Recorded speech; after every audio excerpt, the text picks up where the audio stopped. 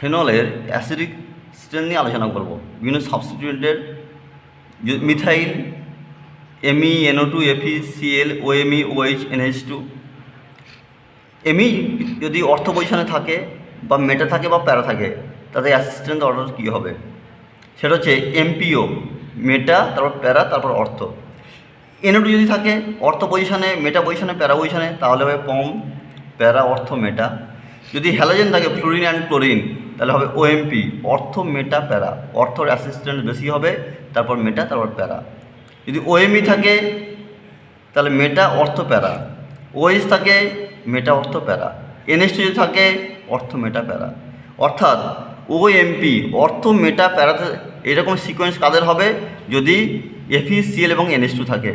MPO, মেটা, প্যারা, অর্থ কখন হবে? যদি সাবস্টিটিউয়েন্ট এমই থাকে। প্যারা, অর্থ, মেটা কখন হবে? যদি সাবস্টিটিউয়েন্ট NO2 থাকে। MOP, মেটা, অর্থ, প্যারা কখন হবে? যদি OMe এবং OH থাকে।